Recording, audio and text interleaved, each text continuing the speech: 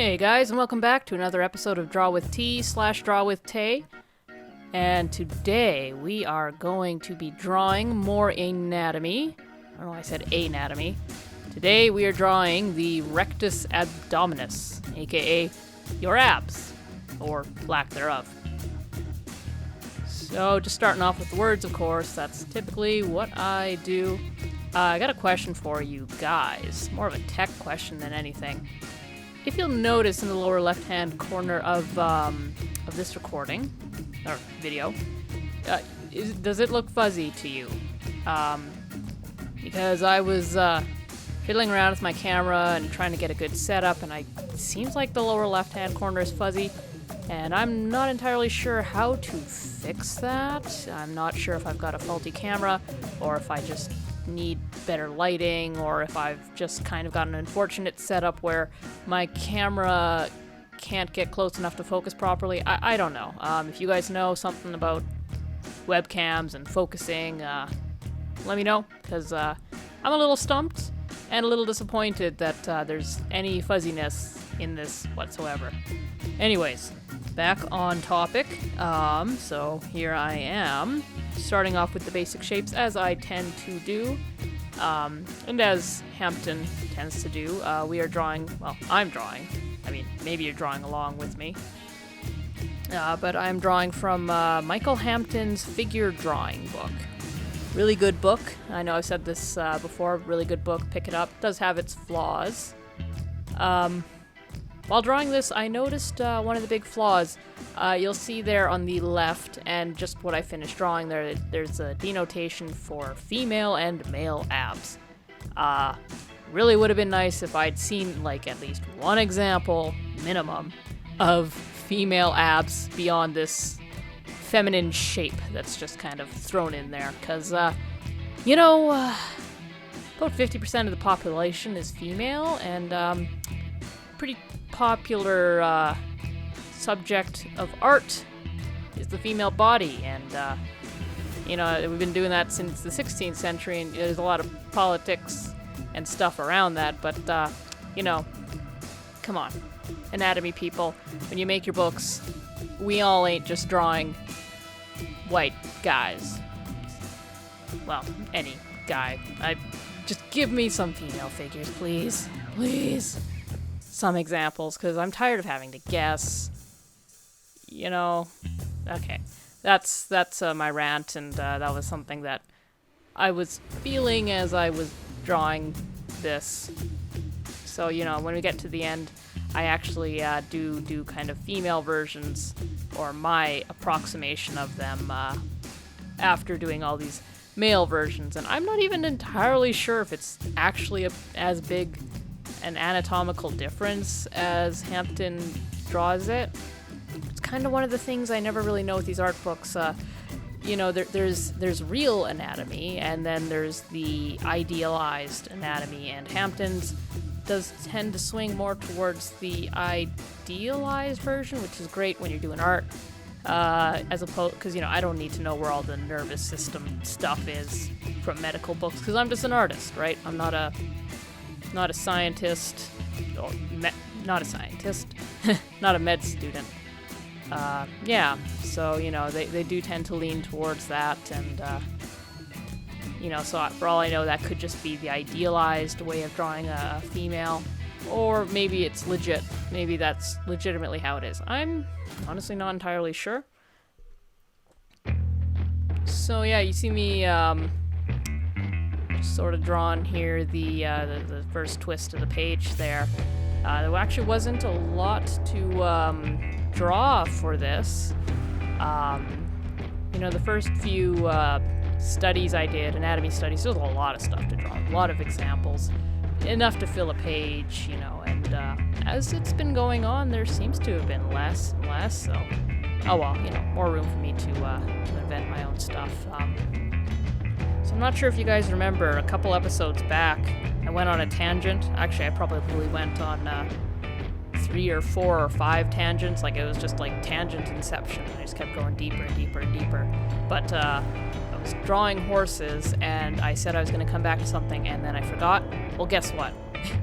Many episodes later, or one I remember. Yeah.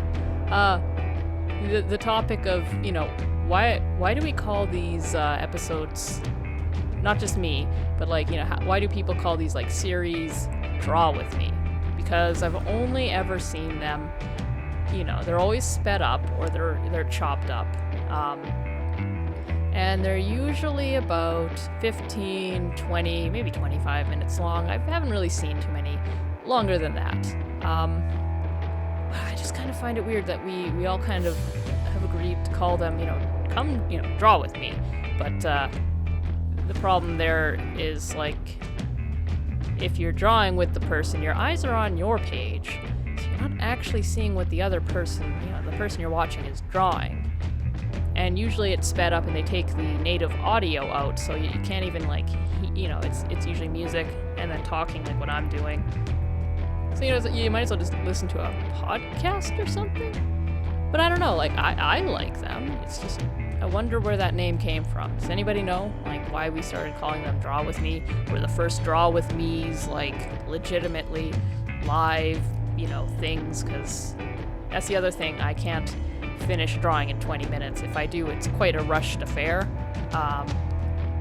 So, if I would take about 3 or 4 episodes of a draw, or 3 or 4 Draw With Me episodes before I could really finish something. So yeah, that's my question / observation / thought / I don't even know. I'm still actually kind of waiting to hear from a couple fans whether you guys want me to talk about whatever, or if you guys want me to talk about what I'm doing in these episodes. I'm trying to do a mix of both, but yeah, I don't really know if it's drawing people in or repelling people, whichever one. So yeah, if you've got an opinion on that, please let me know, because my comment sections, I get comments, but more the merrier. I like having conversations about this sort of stuff, so weigh in. I'd love to hear, because I'm, this is episode 13, and at the time of me recording this audio, I still haven't really heard back from enough people to know whether we're calling it Draw With T or Draw With Tay, and maybe I should have thought about that before I started the series at all, but I was impatient. I was listening to some Gary Vee. You guys listen to some Gary Vee, and he's like, you should just make a YouTube video now, and I thought, oh crap, yeah, you know what? Let's just do that. Grabbed a 7-year-old Sony Cybershot and then, began making some stuff. Yeah. Sorry, by the way, I had my head in frame there for quite a while. Still getting used to the overhead camera. I do tend to draw very up close, especially when I'm drawing near the top of the page, just because I am very short and, I don't have like a frickin' high chair or anything, so if I want to get the details up top, I really gotta lean in, and, then my big ol' head gets in the way of the camera. And so here I am drawing up the scrunch of the Rectus Abdominis muscles. Really fun muscles. Also kind of interesting that Hampton kind of drew them as one singular shape. Oh, here I am sharpening. So this pencil is very, very old, and it keeps breaking on me. You'll probably see several times in several of the videos that'll have it in it, that it just keeps breaking, and then I just, will spend a lot of time sharpening. Sorry, that's a bit of a tangent.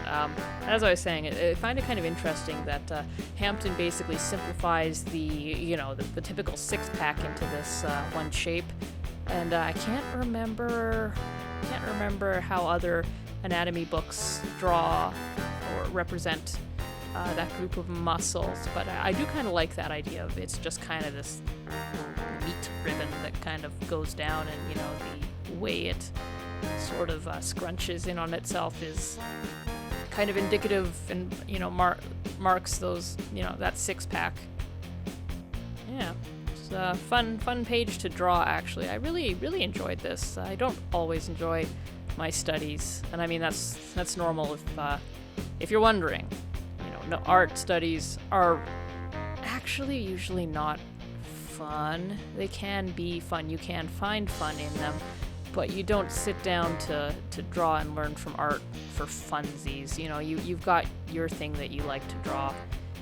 And if you're doing a study, it's usually because you're weak at something or you want to improve. So, you know, the reason you need to improve is you ain't been drawing it.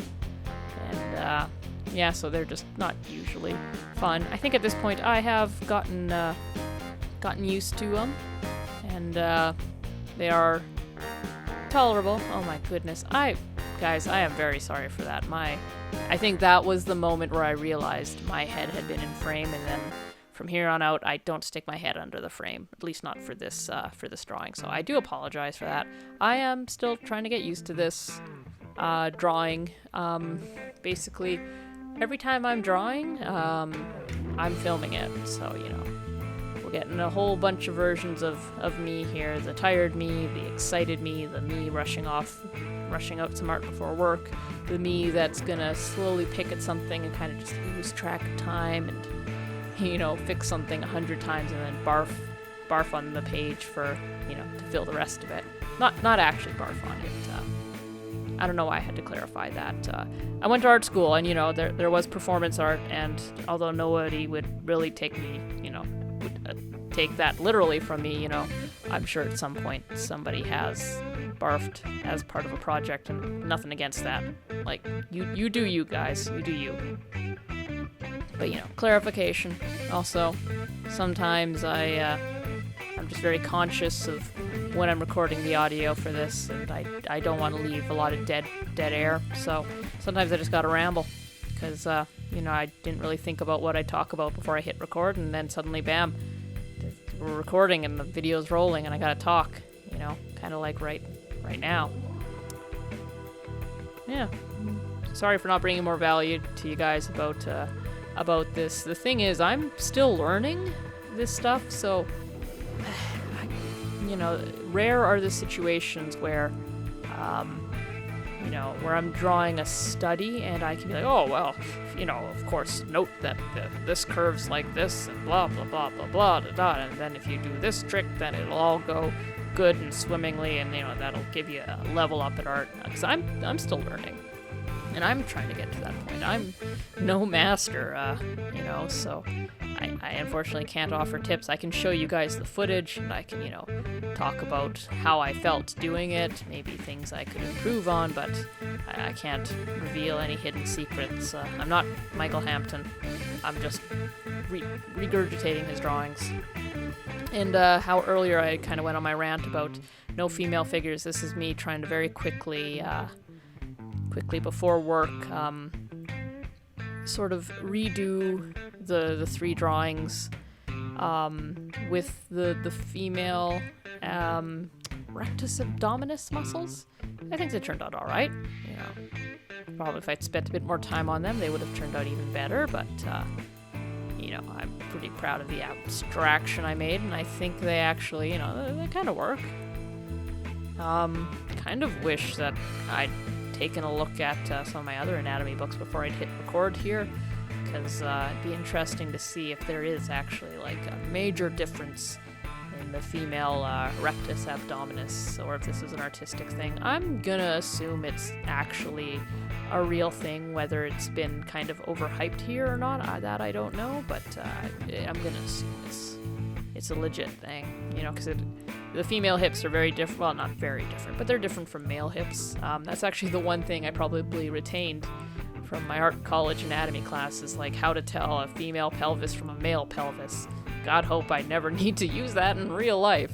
Well, maybe it'll be in some kind of drinking contest, and I don't know.